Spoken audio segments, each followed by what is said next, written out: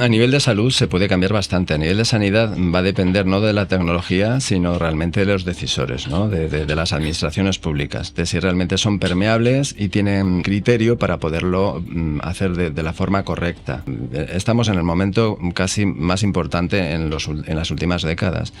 Hola a todos, soy Eva Pérez, enfermera. Bienvenidos de nuevo a nuestro espacio de nuestro podcast sobre tecnologías y salud. Un espacio donde, como sabéis, exploramos cómo se implementan las tecnologías, especialmente las tecnologías disruptivas, las nuevas tecnologías, en el campo sanitario y cómo los profesionales de la salud estamos implementando esta innovación a la hora de trabajar tanto con pacientes como con familias. Y bueno, hoy vamos a trabajar precisamente sobre eso. Vamos a aprender sobre innovación y sobre el tema de salud. Y para ello tenemos a un invitado excepcional. Él es el doctor Gorka Sánchez Nanclares. Bienvenido, Gorka. Buenos días, Eva. Buenos días. Pues Gorka es el referente responsable en innovación en el Servicio Murciano de Salud en la región de Murcia, liderando muchísimos proyectos que estáis llevando a cabo y que ya habéis elaborado, como ha sido, por ejemplo, el proyecto Faraón, un proyecto muy impactante, ¿no?, en la salud de las personas con insuficiencia cardíaca. Uh-huh.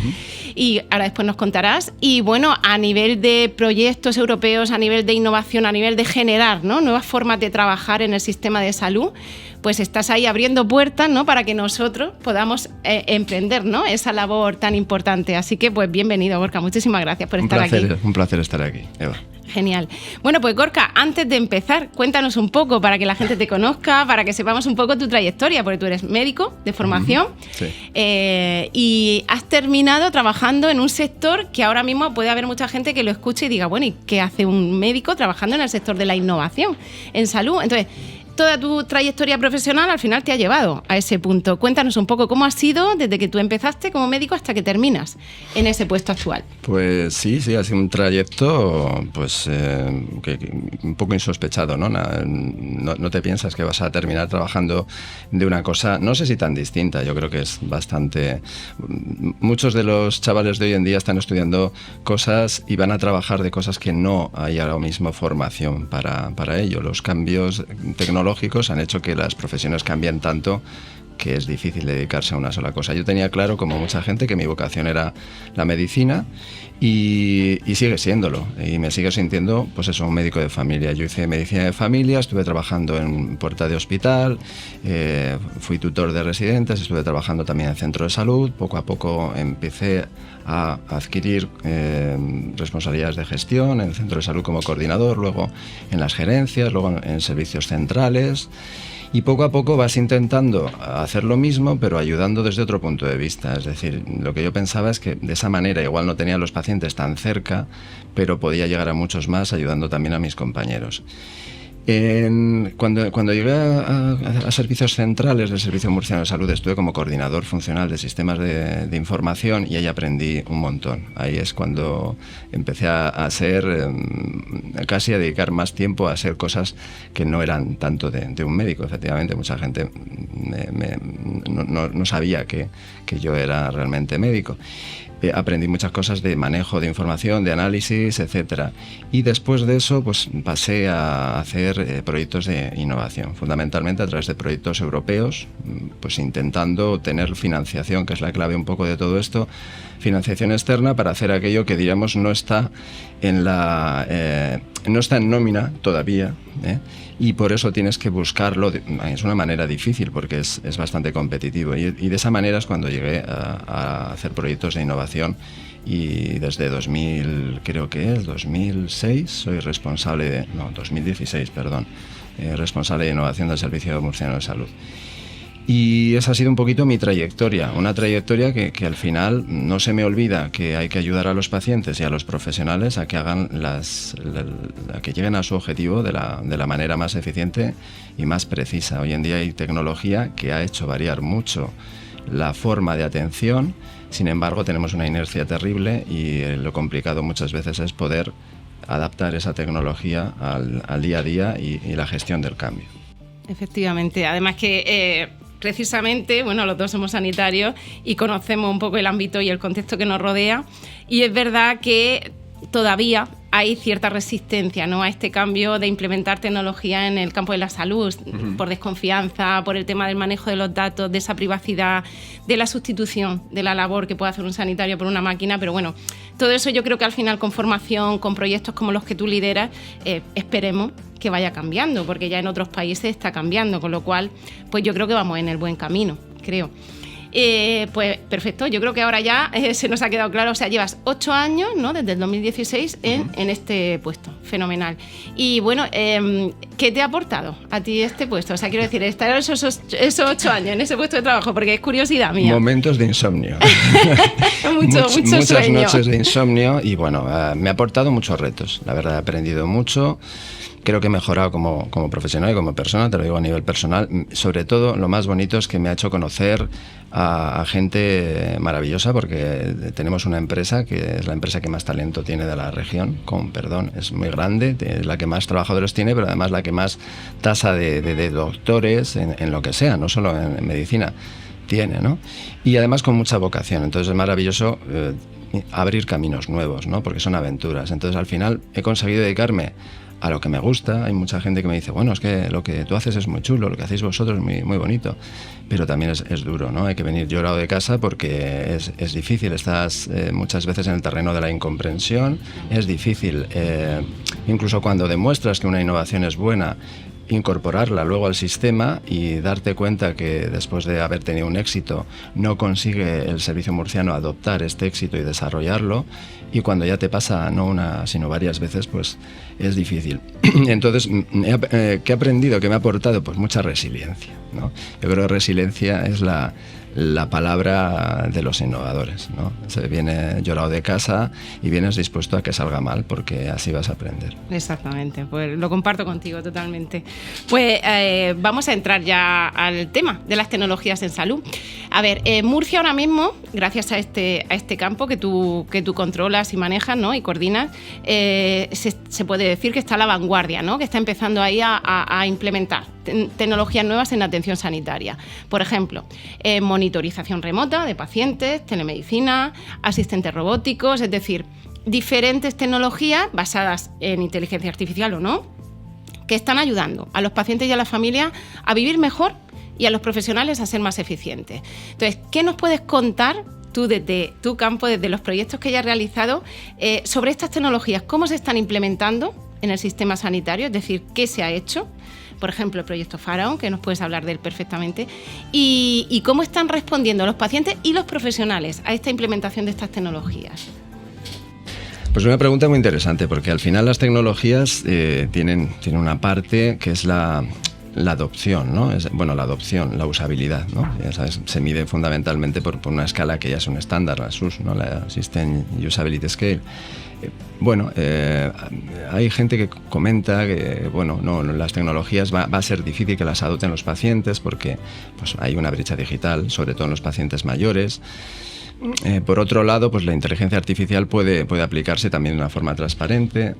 Hay ahora muchas cosas. Yo, por quedarme con una, me quedaría con el IoT, con el Internet of Things, ¿no? Yo creo que la sensorización para los pacientes crónicos ahora mismo es la que más nos puede hacer cambiar el modelo y más ganancia nos puede dar. También la inteligencia artificial, por ejemplo, en imagen, estamos avanzando el tema de inteligencia artificial y Big Data aplicado al Espacio Nacional de Datos. Ahí estamos trabajando en hermandad con el resto de comunidades, muy bien orquestado por el Ministerio, poco a poco. Pero yo diría que a nivel de posicionarnos en el servicio murciano y dentro del proyecto Faraón, nosotros hemos apostado por el Internet de las cosas. Y no solo por el proyecto Faraón, sino por proyectos anteriores, como fue, por ejemplo, ProEmpower. ProEmpower fue un proyecto, una compra pública precomercial, la primera que se hizo en Murcia en sanidad. Fue un proyecto muy difícil, muy complicado a nivel administrativo, en el que comprábamos o desarrollábamos una solución integral para los pacientes diabéticos. Y ahí lo que desarrollamos, y fue además un diseño en el que lo desarrollamos, lo impulsamos mucho en esa parte desde Murcia, es incorporar la sensorización a los pacientes y conseguir cambiar sus hábitos de vida, su estilo de vida, que era la clave de la evolución de su enfermedad. Y muchos muchos de ellos consiguieron bajar de peso, mejorar, incluso algunos se les retiró la insulina porque habían mejorado un montón, bajaron de medicación y aquello fue un éxito. Aquello nos abrió la luz a seguir abundando en ese terreno de la sensorización, del empoderamiento de los crónicos, de que los pacientes puedan gestionar y aprender más de su día a día y cambiar sus hábitos de vida a más saludables en su día a día con una aplicación que le iba integrando ciertos sensores y nosotros pudiéramos supervisar sin necesariamente coger citas, ¿no? Y en esa línea es donde nosotros desarrollamos el proyecto Faraón. El proyecto Faraón es un proyecto muy grande en el cual no queríamos entrar porque era muy grande, pero que CETEM, que fue uno de los artífices de ese proyecto, ya no solo a nivel de Murcia, sino a nivel de los 41 socios que lo conforman, nos invitó y nos dijo: si vosotros vais a liderar uno de los 6 pilotos, el piloto de Murcia lo puede liderar el servicio murciano y podemos hacerlo de lo que vosotros digáis. En ese caso sí que con esas condiciones entramos. Teníamos muy claro que queríamos desarrollar la sensorización en pacientes crónicos porque era de lo que iba el proyecto Faraón, es decir, incorporar tecnologías para el envejecimiento activo y saludable. Y nos metimos con los pacientes más complicados de todos los que tenemos crónicos, que son los pacientes con insuficiencia cardíaca. La insuficiencia cardíaca es casi la fisiología del envejecimiento, entonces los pacientes casi todos son complejos, son crónicos complejos, muy mayores, y era quizá el terreno más difícil para que la sensorización y que un paciente se empoderara a través de una herramienta como una app móvil pudiera mejorar y pudiera obtener resultados, ¿no? Muchos pensaban que esto no iba a funcionar.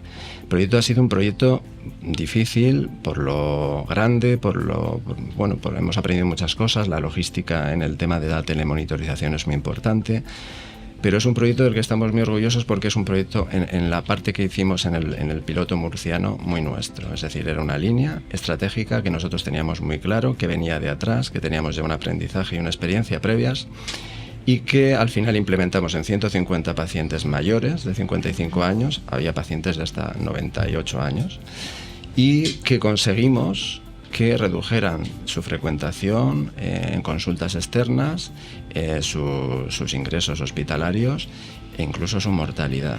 Esto es un impacto muy grande. Ya no solo la usabilidad, que fue alta en prácticamente todas las aplicaciones que utilizamos, sino el impacto que tuvo realmente en la frecuentación, en el consumo sanitario y en su salud final, ¿no? Y muchos de ellos lo comentan y bueno, tenemos un vídeo que lo explica perfectamente, porque cuando fuimos a cerrar un poco el proyecto, todavía queda medio año, es un proyecto muy largo que se ha extendido 5 años, que cruzó además toda la pandemia y que tuvo sus dificultades porque tuvimos que hacer mucha parte online. Lo hicimos con una gala en la que fueron los propios pacientes los que en la mesa final decían qué había pasado en el proyecto. Yo esto, que he hecho bastantes proyectos europeos, no lo he visto nunca, ¿no? Que los pacientes muchas veces, los ciudadanos no les llega el proyecto, no se han enterado de qué es lo que ha pasado, ¿no? Y bueno, ver que realmente el dinero que Europa da para estos proyectos llega a la gente y la gente lo cuenta y cuenta cómo ha cambiado su vida realmente con un proyecto así, pues bueno, merece la pena para todo. Yo creo que sí, que al final el impacto, o sea, es lo que no se ve, ¿no? Y lo que se debería ver. O sea, la visibilidad de un proyecto al final, los profesionales son importantes, lógicamente, pero al final es en quién impacta el proyecto. Y eso muchas veces la población o incluso los mismos profesionales, es lo que tú dices, no se ve, no se sabe, entonces es como algo perdido. Pero es que en este caso, yo sí que he visto ese vídeo y he visto fotos de esa gala y bueno, y he visto cómo los pacientes expresan su gratitud por la atención que se ha recibido durante ese proyecto, sobre todo los profesionales que han participado en él, tanto médico, enfermero, y claro, ese tipo de cosas son las que te hacen pensar por qué no se implementa el proyecto a nivel general, es decir, por qué se queda ahí, ¿no? Que eso ya, pues no sé si ahora mismo tenéis vista a que ese proyecto se implemente, se extienda, sea escalable. Es una buena pregunta, porque de hecho mañana tenemos una reunión para hablar con los jefes, con las jefas también, sobre todo con las jefas, para hablar precisamente de los resultados y de este impacto, porque es lo que pasa, haces proyectos europeos, como tienes dinero de fuera, casi se ve como algo exterior y eso se muere cuando acaba la financiación externa. Yo creo que no es para nada la naturaleza de un proyecto europeo del tipo que sea, ¿no? Sobre todo cuando lo absorbe una administración pública. Si lo absorbe es como un compromiso y tiene coherencia, que si eso ha funcionado y ha funcionado porque tú lo has elegido, lo has hecho con tus profesionales y lo has probado con tus pacientes y tiene un impacto de tal magnitud, pues lo lógico y lo coherente es que tú lo sigas y lo extiendas, porque si no, yo creo que tendrías serios problemas para justificar la participación en proyectos europeos y en recibir financiación de Europa si luego tú no la sigues. No podemos hacer las cosas solamente a golpe de financiación y que se acabe en el proyecto, ¿no? Nosotros lo que intentamos es abrir camino. Yo siempre se lo digo a mis compañeros que somos como un buque rompehielos, ¿no? Intentamos abrir nuevos caminos. A veces vemos que por ahí no hay que seguir, pues bueno, perfecto. No hemos invertido un gran dinero, un gran esfuerzo, pero otras veces vemos que claramente ese camino merece la pena. En este caso, por ejemplo, en el caso de Faraón, lo que hemos hecho ha sido probar una hipótesis que es un nuevo modelo asistencial, que tiene un componente tecnológico, pero tiene otros componentes, ¿no? El modelo fundamental es el que nosotros hemos bautizado como atención líquida. Es decir, es un modelo en el que ahora mismo, por todas las tecnologías que hemos incorporado a la sanidad, no hemos hecho sino gestionar demanda pura y dura. Es decir, somos un modelo reactivo que espera que un paciente, un consultante, piense que está enfermo, coja cita, venga a vernos o a veces se conecte online, en eso hemos mejorado un poquito y nosotros lo atendamos. Pero claro, eso deja fuera a los pacientes que no perciben ese problema y nos deja solo en manos de la demanda. Eso tiene un nombre que es la ley de cuidados inversos, que tú atiendes solamente a quien más se queja o a quien más acude, quien más accesibilidad tiene, que también hay un concepto diferente, no todo el mundo, hay gente que se queja pero no puede venir. Por ejemplo, las personas que están en una residencia no cogen cita con su médico de cabecera. Y claro, nos dejamos fuera precisamente a los que más lo necesitan, puede ser, ¿no? Y no tienen esa posibilidad. Entonces, esto con la población mayor y con los crónicos nos sale muy caro. Es como comer sopa con tenedor. Y nosotros lo que entendemos es que tenemos que hacer una atención diferente, apoyada en la tecnología del siglo XXI, fundamentalmente en la sensorización, para que el paciente se empodere y sea consciente y se corresponsabilice de su salud. Y ser entrenadores en salud. Hemos visto que con ese sistema logramos cambiar hábitos de vida, que no lo logramos con el sistema convencional, logramos intervenir antes de que se produzcan complicaciones y logramos empoderar y formar al paciente para que sea un paciente experto en su autocuidado y también al cuidador, que es una figura fundamental. Eso es el modelo de atención líquida y esa es yo creo que la salvación y prácticamente la reforma de todo el sistema sanitario para que de cara al envejecimiento que se nos viene encima pueda hacer frente y pueda ser sostenible a todo. No podemos estar en un sistema exclusivamente de citas, por tanto basado en demanda, reactivo, siempre a la espera de que haya complicaciones. Tenemos que ser más inteligentes, tenemos que ser más precisos, tenemos que ser más hábiles y más preventivos y dar a la población el mayor nivel de salud, que eso realmente es el artículo 43 de nuestra Constitución y es ni más ni menos que el objetivo de nuestra empresa, de todas las empresas de sanidad pública. Exactamente, pues yo creo que ya a nuestros oyentes le ha quedado claro ahora mismo el objetivo principal que tenía esa telemedicina, monitorización de pacientes y, como tú dices, el Internet of Things, sensorización, sobre todo por lo que comentan, ¿no? Porque a nivel de gestión, al final, en esto es donde tiene que caer el sistema, es decir, vamos a nuestro futuro va directo a un envejecimiento del envejecimiento, es decir, la población, la pirámide, pues como todos sabemos, está invirtiendo. Por otro lado, la OMS nos dice, señores, prepárense porque para el 2030 van a faltar 18 millones de profesionales sanitarios, con lo cual, si juntamos esas dos partes, necesitamos ayuda, algo que nos haga más eficientes, pero que a la vez empodere al paciente, lo haga más autónomo, más independiente y que no sature el sistema sanitario. Con lo cual yo creo que el modelo que vosotros presentáis de atención líquida puede ser la estrategia o la alternativa a empezar un poco a liberar a ese sistema, ¿no? de ese control de citas, como dice, y a que seamos más eficientes y podamos dar cobertura a lo que viene ahora. O sea, no lo que tenemos, sino lo que nos va a llegar, que va a ser una población envejecida, paciente crónico complejo, personas vulnerables con muchas necesidades y profesionales que al final terminaremos formándonos no solo en parte sanitaria, sino también en el uso de estas tecnologías para poder atender, porque si no, no vamos a llegar a toda la población. O sea, que enhorabuena por los proyectos o por este proyecto en concreto y esperemos que la reunión de mañana vaya muy bien, por la parte que nos toca a todos, por la parte que nos toca a todos. Yo creo que la parte de... tenemos que ser conscientes que a mí, yo lo digo muchas veces, yo creo que debemos de dejar de hablar de gasto sanitario y hablar de inversión sanitaria. Y en función de eso, porque realmente es una inversión, sí, ¿no? Y claro, si lo vemos como un gasto, si lo hablamos como gasto, terminamos viéndolo como un gasto, como un, bueno, no había otra forma, ¿no?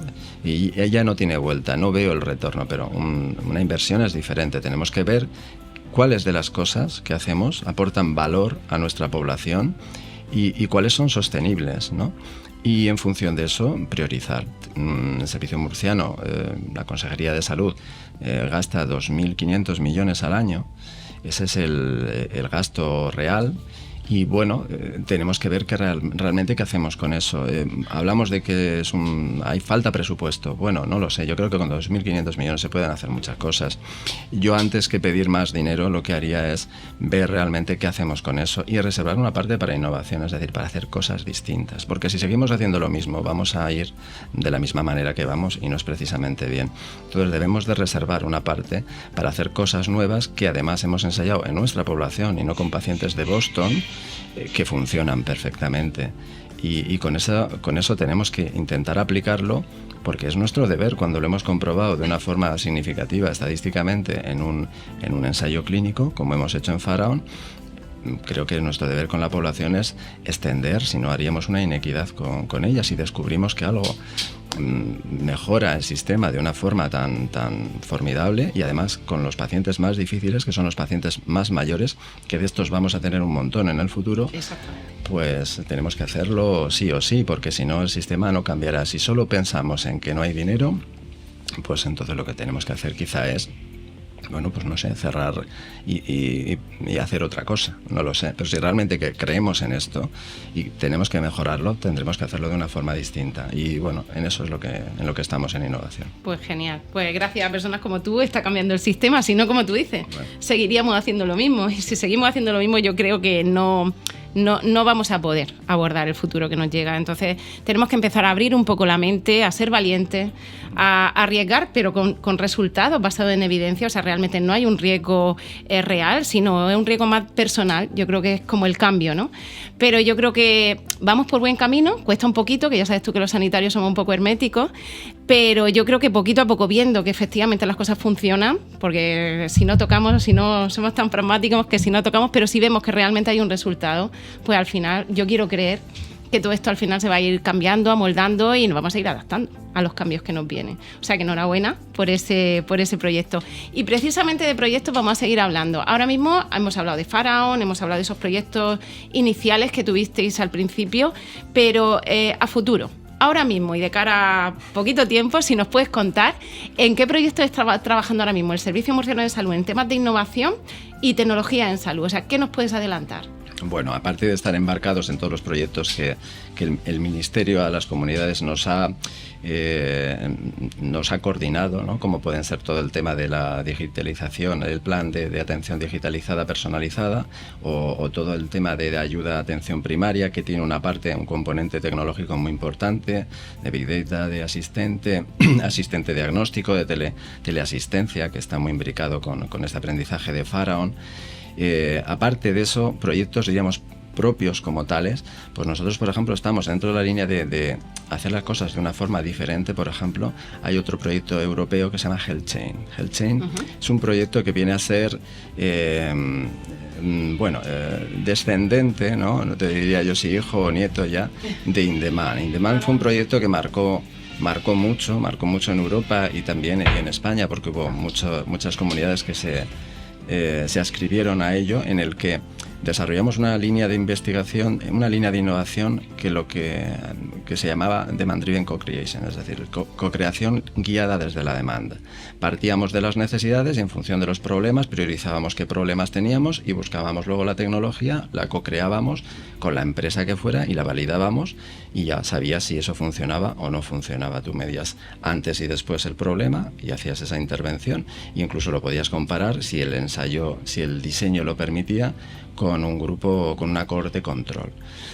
Bueno, pues en esa línea ahora estamos en HealthChain con 2 retos que fueron ganadores de esos retos que brindamos a nuestros profesionales para que nos digan sobre qué quieren hacer innovación, sobre qué necesitamos hacer innovación, porque no hay que hacer innovación de escaparate, el tiempo es caro y los recursos son caros y tenemos que ir enfocados. Y bueno, los 2 ganadores fueron, fíjate, un proyecto que se llama Key Control, lo hemos bautizado así, es un proyecto para monitorización del potasio en pacientes en diálisis, que ahora mismo lo hacemos a ciegas prácticamente en su día a día. Esos pacientes van 2 veces por semana a hacer diálisis, a estar varias horas conectados a un aparato, a un riñón que tenemos nosotros en los hospitales o en algún centro para poderles asistir y limpiar la sangre, por decirlo así. Y la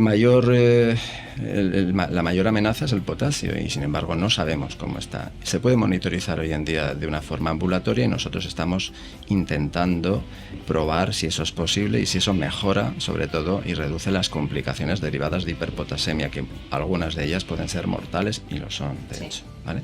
El otro proyecto en el que estamos, el otro reto dentro de HealthChain ganador, es un proyecto precioso que se llama dolor crónico, PASPADOC lo hemos llamado. Es un proyecto en el que intentamos a pacientes muy diversos, con enfermedades muy distintas, pero que todos convergen en esa experiencia genérica que es el dolor crónico, que no salen de ahí, que el sistema realmente, diríamos, no es...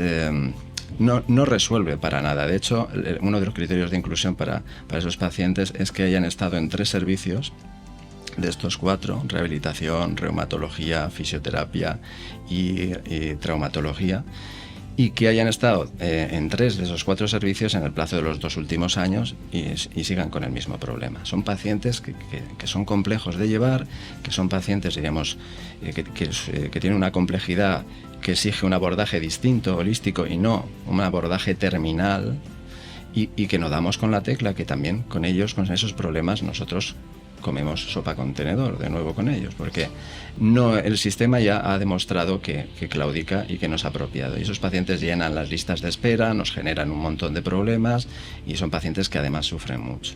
Nosotros vamos a ensayar con ellos un abordaje diferente, un abordaje que está un poco basado en la sensorización y en el conocimiento desde un punto de vista distinto a base de cuestionarios y en el aprendizaje de ellos mismos de cómo podrían no curar su dolor, porque es un dolor crónico y son pacientes muy distintos, sino cómo pueden gestionar mejor su dolor, cómo pueden entrenarse en que la percepción, por lo menos de ese dolor, no les sea tan dura y tan difícil como les es ahora. Pues son pacientes que nuestro sistema, lejos de ayudarles, a veces les produce más incertidumbre y más desencanto, ¿no? Genial. Pues sí, la verdad que es súper interesante el proyecto este de HealthChain que comenta.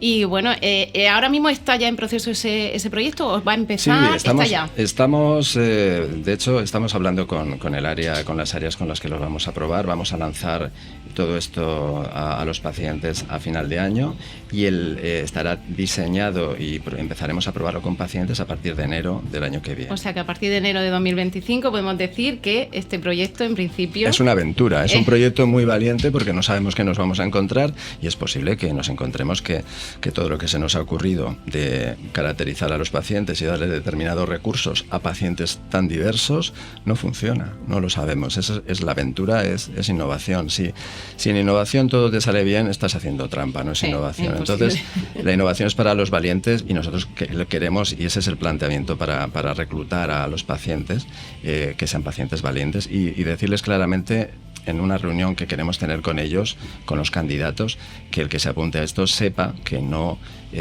vamos a acertar a la primera y que lo que vamos a hacer es fundamentalmente explorar. Sí, pero bueno, al final se le explica todos los riesgos que tiene, las posibilidades que hay. Si el paciente acepta, pues estupendo, porque es que es la única forma de avanzar. Ensayo-error, si no, no avanzamos. Sí. Genial, Gorka, pues muchas gracias por la información. Y ahora, hemos estado hablando de los beneficios de las tecnologías, que son muchos. Pero como siempre tenemos en cuenta, es una herramienta, con lo cual, pues dependiendo de cómo se utilice y quién la utilice, pues al final eso tendrá un beneficio o un daño, porque también puede pasar. Entonces eso al final nos genera, como tú bien has dicho, hay mucha incertidumbre en los profesionales sanitarios, hay resistencia también. Venimos muy cansados de una pandemia que también emocionalmente nos ha agotado. Sabemos que hay un porcentaje elevado, un 30% de profesionales sanitarios que han abandonado la profesión, o sea, no han aguantado, ¿no?, esa carga emocional y psicológica que nos ha provocado, ¿no?, esa horrible pandemia. Y por otro lado, es verdad que también hay profesionales sanitarios que están probando esa aventura en otros países, con lo cual ahora mismo, pues entre una cosa y otra nos quedamos con profesionales que pueden tener cierta resistencia a esta implementación. Pero claro, como tú dices, para saber si algo funciona hay que probarlo. Si no lo probamos, siempre habiendo hecho lógicamente un estudio previo, pues se va implementando e innovando, ¿no? Entonces, sobre proyectos ya nos has comentado y sobre beneficios también, pero todo esto al final puede generar también desafíos y retos, como podemos llamarlo, como algo a lo que a lo mejor todo el mundo no quiere enfrentarse, ¿no? Entonces, de cara a los profesionales sanitarios, si ahora mismo alguien te preguntara qué desafíos o retos y qué oportunidades me va a dar a mí implementar esas tecnologías en mi trabajo diario, ¿tú qué le dirías? Yo creo que más que decirle, hay que demostrárselo. Yo he visto, al final depende de si les haces partícipes, las mejores soluciones son las que parten y cuentan desde el principio con el usuario, porque son las que aseguran, es decir, tú estás apostando por la diana, no por el tirador. Y por eso el sistema de co-creación guiado en la demanda se basa en eso, es decir, incluye desde el primer minuto en el diseño al propio usuario. Si el usuario es un paciente y si un paciente mayor, pues un usuario, paciente mayor, es el que va a diseñar y va a decir si esto vale o no vale. Nosotros hemos contado siempre con los profesionales. La gestión del cambio también es lo nuestro. Lo que pasa que como estamos haciendo más pilotos que adopción, por desgracia, pues en los pilotos lo que haces es un poco elegir, o se eligen, no lo haces de una forma competitiva a los profesionales que tienen más ganas, pero en la adopción tampoco nos da miedo, hemos tenido buenos resultados y lo importante es demostrar que esa nueva forma de hacerlo, esa tecnología, a ellos les ayuda y les da confianza. Y aquí las claves son la formación y sobre todo las herramientas que les ayuden y les hagan ver que piensen lo que piensen, es mejor hacerlo de esa manera que de la otra, porque es más rápido, más seguro, más fiable y la experiencia es mucho mejor. Por ejemplo, esto que te hablaba de la atención líquida no es una sobrecarga para nuestros profesionales, sino que lo que hacemos es seleccionar a los pacientes más complejos para entrenarlos con un equipo aparte y con una serie de sistemas, y ellos pueden supervisarlo, pero no les genera más citas. Cada vez que hay un problema o algún riesgo, eso no le genera una pregunta al profesional por otra vía, es decir, citas virtuales, por decirlo así, que tienen que resolver, para nada, al contrario. Entonces, si al final es más fácil hacerlo de una manera que de otra, el cambio está garantizado. Claro, o sea, al final es ver, ¿no? Ver para creer al final. Aunque eso lleva un dinero, como tú dices, una financiación, un trabajo, pero bueno, si al final se consigue el objetivo, pues bienvenido sea. Y entonces entiendo que tú esto lo ves como una oportunidad. O sea, quiero decir, este campo que se nos abre ahora mismo para el mundo sanitario es un melón que todavía, como yo digo, no está abierto del todo. Pero yo creo que sí que puede ser, no sé, en mi opinión, una oportunidad para empezar a pues incluso nuevos roles profesionales que están apareciendo, ¿no? Y como dice, esa formación que ahora mismo muchos están recibiendo que no saben siquiera que luego van a trabajar en otra cosa, ¿no? Porque es todo tan innovador y tan cambiante, pero yo creo que sí que puede ser una oportunidad para que los profesionales empecemos a ver otras formas de trabajar, otros roles de trabajo distintos y otros equipos de trabajo distintos, lo que se llaman los hubs digitales, ¿no? Esos lugares donde nos mezclamos con tecnólogos y trabajamos para un bien común. Exacto, yo creo que ahora mismo tenemos tecnología y retos suficientes como para... Yo no lo veo casi como una oportunidad, lo veo como la salvación, es decir, o realmente cambiamos el modelo, sí, o esto no se sostiene en 10 años. Y estamos en una de las comunidades que tiene la población más joven de España. Si nos vamos a Castilla y León, podemos vernos en el futuro de aquí a 15, 20 años, ¿no? La cantidad de nonagenarios y de centenarios que tienen allá hace que por estas fechas, aparte del clima, pues prácticamente se institucionalicen o entren en un hospital y ya prácticamente no salgan, si es que salen, hasta la primavera siguiente, porque no hay manera de mantenerles, diríamos, con salud y con capacidad, con autonomía suficiente para que estén en sus domicilios. Y nos enfrentamos a eso. Y ahora mismo el sistema ya está colapsado con una población más o menos joven. El sistema tiene que cambiar, es lo que te decía, el modelo, cuesta más cambiar el modelo que cambiar a los profesionales. Sí. Los profesionales están encantados, pero no podemos estar con el sistema de cavernas, que al final la caverna se transforma en una consulta, un precioso y súper tecnológico hospital, pero no deja de ser una caverna en el sentido de que tú estás esperando a que te vengan y te vienen un montón. Eso no es lo que tenemos que hacer, lo único que tenemos que hacer con nuestra población. Lo que tenemos que hacer es darles el mayor nivel de salud, incluso a los que no están enfermos. Intentar que estén sanos el mayor tiempo posible, porque no vamos a poder prescindir de ninguno. Y para eso tenemos hoy en día tecnología suficiente para poderlo hacer de otra manera. Pero tenemos que empezar a hacerlo. Tenemos experiencias que nos garantizan el éxito con nuestra población y que eso no es una ocurrencia ni es un desideratum o una imaginación ciencia ficción, no, es de verdad. Hay que aplicarlo. Entonces, yo más que una oportunidad lo veo como la única oportunidad. Como sí, es algo que además lo debemos hacer. Sí. Lo debemos hacer porque no es justo ni para nuestros profesionales. El sistema, por ejemplo, si hubiéramos tenido un sistema de atención líquida con nuevos equipos, con equipos que dan esa atención virtual, no basada en como tenemos en el call center, por ejemplo, no basada en equipos, en simplemente coger cita presencial, pues si hubiéramos tenido ese músculo antes de tener la pandemia o ese equipo, pues habríamos reaccionado de una forma mucho mejor. Nuestros pacientes y nuestros profesionales yo creo que están maltratados por el sistema. Y el sistema debe de cambiar porque, tú lo has dicho, se están yendo a otros sitios, los pacientes también se están yendo a aseguramientos privados y eso lo tenemos que tener en cuenta. Claro, si nos quedamos sentados pensando en que, bueno, somos un monopolio, tenemos los clientes asegurados y si se van pues no pasa nada porque vamos a cobrar igual. A ver, yo creo que no somos sanitarios para eso, ¿no? Yo creo que ninguno de mis compañeros estaría dispuesto a aceptar un pensamiento así. Bueno, Gorka, pues continuamos. Vamos a tocar otro tema también muy importante y que también genera esa resistencia, ¿no?, que hemos comentado tanto en pacientes como en profesionales a la hora de implementar tecnología, que es el tema de la privacidad de los datos. En salud, el término que utilizamos normalmente es lo que se llaman datos sensibles, es decir, datos que por la fragilidad del dato, porque hablan de la vulnerabilidad de la persona, de su confidencialidad, de los derechos fundamentales de las personas, pues tienen que estar como muy blindados, ¿no?, muy protegidos, que no haya o no quepa duda de que ese dato no va a ser visto por quien no tiene que verlo. Entonces, eso y la automatización de tareas también, por ejemplo, máquinas que en un momento dado pues, pueden dar soporte, porque están correctamente entrenadas con sistemas de inteligencia artificial, para dar apoyo y ayuda. Por ejemplo, vamos a poner el caso de radiólogo. Un radiólogo que ve una radiografía que primero ha sido vista por una solución de inteligencia artificial y que con un 97% de probabilidad esa radiografía de esa persona puede ser que presente un tumor. Entonces hay cierta resistencia tanto a esa hermeticidad de los datos, a esa incertidumbre de no saber si nuestros datos están protegidos, y luego también a esa, podemos decir, desconfianza que una máquina decida, ¿no?, por un profesional. Entonces, respecto a este tema, al tema de la seguridad de los datos, al tema de cómo se están automatizando las tareas en el sector sanitario, ¿qué nos puedes contar sobre qué medidas se está tomando la Administración para que estemos tranquilos, tanto los profesionales que utilizamos esos datos como pacientes que también asistimos al sistema sanitario y queremos tener esa tranquilidad? O sea, ¿qué está haciendo la Administración para que nuestros datos estén protegidos y qué sistemas, ¿no?, se están utilizando?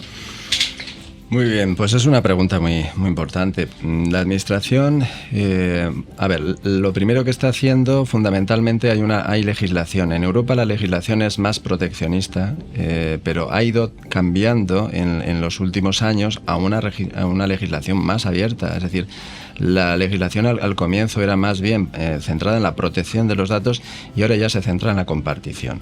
Claro, en la compartición, es decir, fomenta la compartición, pero lógicamente con unas... porque realmente estamos en un mundo compartido y ya es muy difícil evitarlo, ¿no? Pero lo que intenta es que por lo menos se haga de una forma ordenada. Y en ese sentido se han creado los espacios europeos de datos, uno de ellos, el más importante, es el de salud. En función de esas premisas se han creado los espacios nacionales de datos, en el que estamos colaborando en España, todas las comunidades, y lo más importante de todo esto a nivel de las herramientas es precisamente que esa legislación se plasme en ciertas herramientas que eviten que se pueda hacer de una forma distinta. Es decir, por ejemplo, los datos se pueden utilizar para un uso primario, pero para uso secundario se pueden utilizar de una forma pseudonimizada. Si pseudonimizamos y preparamos los datos para ese uso compartido, pues no va a haber el problema, por lo menos, de identificación. Puede haber un riesgo de reidentificación en algunos, pero eso también se está teniendo en cuenta. Es decir, se están preparando los datos para poder ser compartidos con confianza, ¿vale? Y para que se sepa con quién se comparten y para qué, que es lo más importante. Y en ese sentido, por ejemplo, se ha desarrollado el modelo de gobernanza de datos para el Espacio Nacional de Salud. Aquí tengo que decir que nosotros en el Servicio Murciano de Salud ya propusimos una comisión del buen gobierno de datos con la delegada de protección de datos del Servicio Murciano de Salud hace 4 años y bueno, por fin se ha puesto en marcha hace unos meses. Entonces, fuimos innovadores, podíamos haber sido un poquito más, haberlo aprovechado un poquito antes, pero bueno, esto nos ha llegado al final, digamos, aprovechando la ola del Espacio Nacional de Datos. Y de esa manera al final vamos a poder tener organizado tanto el acceso, los permisos a las aplicaciones como la reutilización de los datos para investigación, que es un campo fundamental y muy importante y es una cosa que tenemos que hacer desde hace ya mucho tiempo, ¿no? Hemos dedicado demasiado tiempo a proteger nuestros datos y no a transformarlos en información y en conocimiento y finalmente en salud para nuestros pacientes. O sea que podemos decir que nuestros datos en nuestro sistema sanitario, por lo menos aquí en la región de Murcia, están protegidos. O sea, vale, pues me transmiten mucha tranquilidad y yo creo que también a nuestros oyentes, porque entiendo que este sistema es extrapolable al resto de comunidades autónomas, se está compartiendo, como tú dices, el Data Lake sanitario a nivel nacional y si todas las comunidades vamos en la misma línea, pues podemos decir que estemos tranquilos, ¿no?, con el manejo de nuestros datos. Sí, la idea es que podamos no ser unos indocumentados a la vuelta de la esquina, es decir, cuando voy a otra comunidad o voy a otro país, pueda dar acceso de una forma prediseñada, prefijada y con garantía al profesional que, por ejemplo, me asiste. O que si investigan sobre la enfermedad que yo tengo, yo que sé, en Holanda o en Alemania, lo pueden hacer de una forma que yo me pueda beneficiar como paciente, pero sin necesidad de que conozcan cuál es mi nombre o dónde vivo, ¿no? Exactamente, perfecto. Pues yo creo que ha quedado muy claro. Y bueno, te quería preguntar, y vamos ya terminando, es una pregunta, o sea, es sencilla, pero a la vez tiene una complejidad que muchas veces la respuesta exacta entiendo que no la puedas tener, pero de aquí a un futuro, ¿vale? Vamos a poner un plazo corto porque antes cuando hablábamos de futuro eran muchos más años, pero ahora no voy a excederme de 5 años. Año 2030, que ya se dice que va a haber ahí un cambio importante. De aquí a 5 años, Gorka, ¿cómo ves tú el futuro de las tecnologías en el ámbito sanitario? O sea, ¿cómo nos ves, tanto a nosotros como a la población? ¿Crees que vamos a ir a la par, en evolución, en paralelo? ¿Que va a ser un cambio que no lo vamos a notar? ¿Que por otro lado va a ser un cambio muy drástico? ¿Qué crees que puede pasar en este futuro? Bueno, yo creo que a nivel de salud se puede cambiar bastante. A nivel de sanidad va a depender no de la tecnología, sino realmente de los decisores, ¿no? de las administraciones públicas, de si realmente son permeables y tienen criterio para poderlo hacer de la forma correcta. Estamos en una oportunidad, estamos en el momento casi más importante en las últimas décadas, con el torrente con los fondos Next Generation, la cantidad de proyectos y de financiación para la transformación digital. Es el momento de hacerlo. Ahora la clave está en que hagamos transformación digital para transformar y no para electrificar los procesos de siempre, porque eso sería electrocución. Es decir, si tenemos tenemos un problema y pensamos que simplemente aplicándole tecnología se va a solucionar por sí solo, pues a lo mejor lo que hace es multiplicarse el problema. Entonces, debemos de pensar nosotros y plantearlo bien. A nivel de factibilidad veo más fácil, por ejemplo, la aplicación de la inteligencia artificial en imagen. Ese campo lo veo que puede avanzar con bastante facilidad y que además va a brindar mucho, porque si está preparado es muy posible que ya no nos confundamos y que podamos hacer cribado en una radiología y que cosas que se nos hayan pasado con garantía, digamos, podamos hacer una lectura automática de ciertas pruebas de imagen, ¿no? Eso por un lado. Luego, por otro lado, veo una parte muy importante, el procesamiento del lenguaje natural. Procesamiento del lenguaje natural y poder codificar a partir de texto va a ser fundamental. Es decir, por fin vamos a dejar atrás la mala letra de médico, porque aunque pusimos teclado hace ya unas décadas, el médico sigue escribiendo mal y no codifica. Algunos codifican y no saben que lo hacen, y que eso es, por ejemplo, en primaria, al final codifica el propio médico de familia y no se le explica realmente lo que implica eso por detrás. Y faltan ayudas para eso, pero poderlo hacer desde texto libre va a dar un salto si realmente luego podemos implicar que haya ciertos asistentes diagnósticos o terapéuticos, es decir, te vaya ayudando a saber qué es lo que tiene el paciente y qué es lo que le puedes ofrecer, ¿no? Y tercero, yo pondría la interfaz por voz. El interfaz por voz me parece fundamental para los pacientes, pero sobre todo para los profesionales. Es decir, que tú puedas, precisamente aplicando esta codificación por detrás, el procesamiento del lenguaje natural, puedas hacer consulta con tus pacientes, y esto es fundamental en la atención primaria, donde el propio médico de familia está solo, no tiene un asistente al lado, como se tiene a veces en otras consultas de hospital, y tiene que hacerlo todo, ¿no? Yo, cuando era médico de familia, estaba como SIVA, tenía 4 manos, una en la impresora, otra en el talonario de las recetas de a mano, etcétera, etcétera, y en la de los partes de baja. Entonces, poder hacer esa relación con el paciente como un diálogo, y que la inteligencia artificial, que eso ya lo hemos visto y ya es posible y existe, te haga el informe y tú simplemente lo valides o corrijas alguna cosa, como si tuvieras no un secretario al lado, sino un residente listo, por decirlo así, que va tomando las notas y saca las conclusiones de todo lo que le has visto, y además te puede sugerir cierto medicamento o cierto error que tú has tenido. Eso me parece fantástico y además muy fácil de aplicar, y está muy cercano. Ojalá lo veamos, y lo veamos pronto aquí en Murcia, porque en Murcia tenemos un talento muy grande entre las empresas precisamente en procesamiento de lenguaje natural.